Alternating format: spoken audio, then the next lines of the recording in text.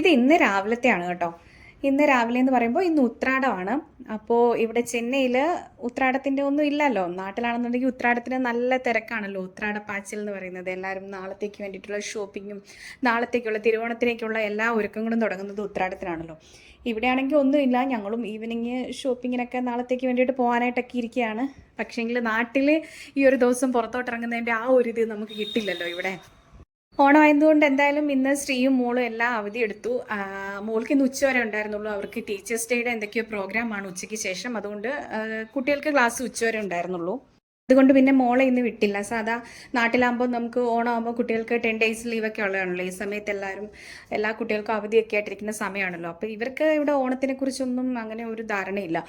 നാളെ ഇവർക്ക് അവധിയാണ് സ്കൂളിൽ. പക്ഷേങ്കിൽ അത് ഓണത്തിൻ്റെ അല്ല, വേറെ എന്തോ സംഭവമാണ് നാളെ. അതുകൊണ്ട് നാളെ അവധിയാണ്. അപ്പോൾ എന്തായാലും രണ്ടുപേരും ഉണ്ട്. അപ്പോൾ ഞങ്ങളെല്ലാവരും ഒരുമിച്ചാണ് ഇന്ന് കുക്കിങ്ങിനൊക്കെ കയറിയത്. അപ്പോൾ നാളെ എന്തായാലും തിരുവോണമായിട്ട് വെജിറ്റേറിയൻ ആയിരിക്കും.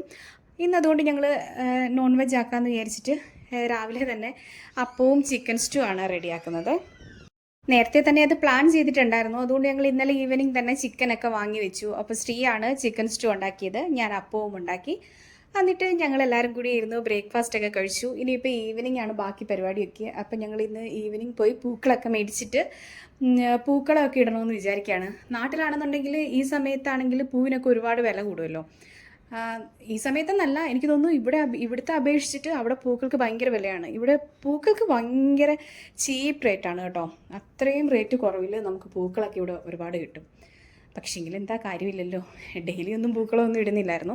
അപ്പം നാളത്തേക്ക് വേണ്ടിയിട്ട് ഇന്ന് നൈറ്റ് പൂക്കളമൊക്കെ ഇടണമെന്ന് വെച്ചിട്ട് അപ്പോൾ ഇന്ന് ഈവനിങ് പോയി അതെല്ലാം വാങ്ങണം എന്നൊക്കെയുള്ളൊരു പ്ലാനിലിരിക്കുകയാണ്.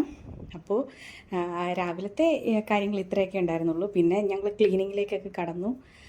പിന്നെ ഫുള്ള് ക്ലീനിങ്ങും പരിപാടിയൊക്കെ ആയിട്ട് പോവായിരുന്നു. അപ്പോൾ നാട്ടിൽ നിന്ന് മാറി ഇവിടെ ഈ വർഷത്തെ ഓണം അങ്ങനെ കളറാക്കാമെന്ന് വിചാരിക്കുകയാണ്. അപ്പോൾ എല്ലാവർക്കും 1000 ഓണാശംസകൾ.